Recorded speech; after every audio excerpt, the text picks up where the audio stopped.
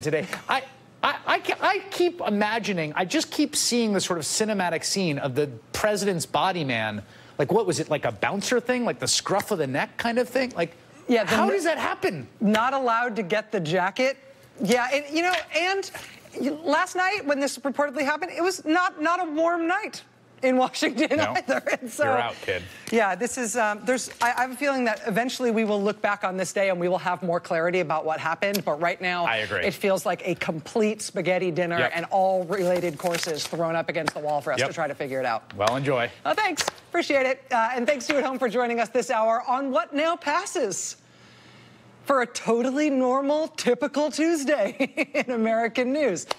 Listen, I'm going to cut to the bottom line right now and tell you that I do not know why Secretary of State Rex Tillerson was abruptly fired today, and neither do you.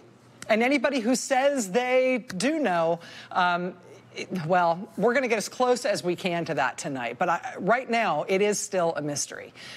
Nevertheless, he is out, and so I'm going to do that awkward camera turn right now. So we can add the name of the Secretary of State to the list of departures of senior officials from the Trump White House and the senior ranks of the Trump administration. Just in the past couple of weeks, we have had to move my camera position so that we can show you this bigger wall so we could make room to add, we're third column here now on this wall. Yeah, we were two columns before, now we're third column. So we had to add Hope Hicks when she resigned as communications director. We had to add Josh Rafael when he resigned as deputy communications director, the one who worked for Jared and Ivanka. Then we had Jared and Ivanka's other friend, the guy who Trump had put in charge of the Office of American Innovation, that guy Reed Cordish, he was out too in the last couple of weeks. Then we had to add the #2 official at the Homeland Security Department, Elaine Duke. Then we had to add the top official in the whole U.S. government on North Korea policy. His last day in the administration after 30 years working on this issue was the Friday before Trump announced, surprise, he's going to meet with the dictator of North Korea. Yeah, who needs a specialist on North Korea policy anymore?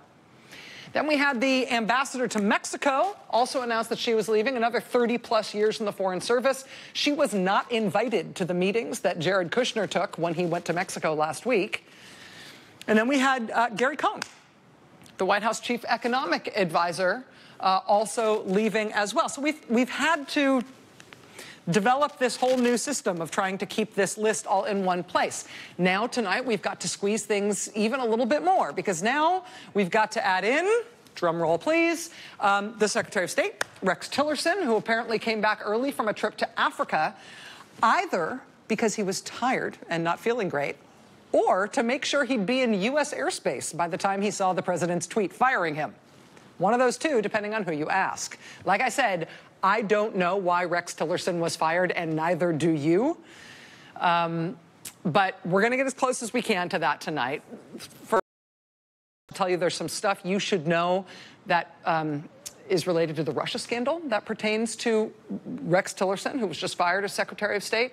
Also some information related to the Russia scandal that pertains to Mike Pompeo, who is now being nominated to replace Tillerson at State. So we will get to that stuff right here in just a second. That's a piece of the Tillerson story that I think is worth considering.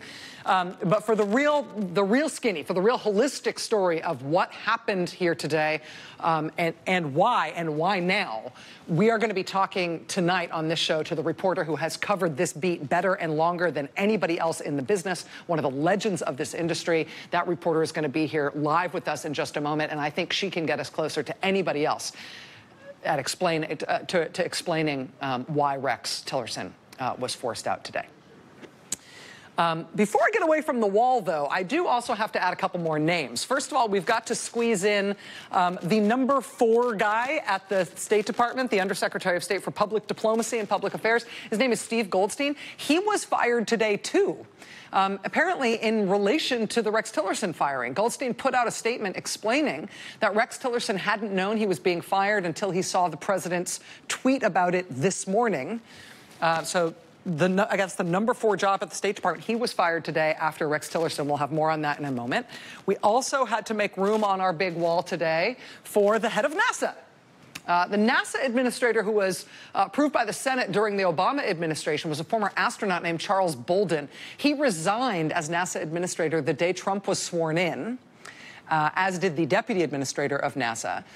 The Trump nominee to become the new head of NASA looks like he probably will not be able to get confirmed in the Senate. So we've had an acting administrator all this time, and today the acting administrator of NASA, the guy running NASA, he just quit. Also, we just lost the U.S. Forest Service in the face of multiple allegations of sexual misconduct. And there's more. We also lost the personal assistant to the president today. He didn't so much as resign as he apparently got marched out of the White House. Now, this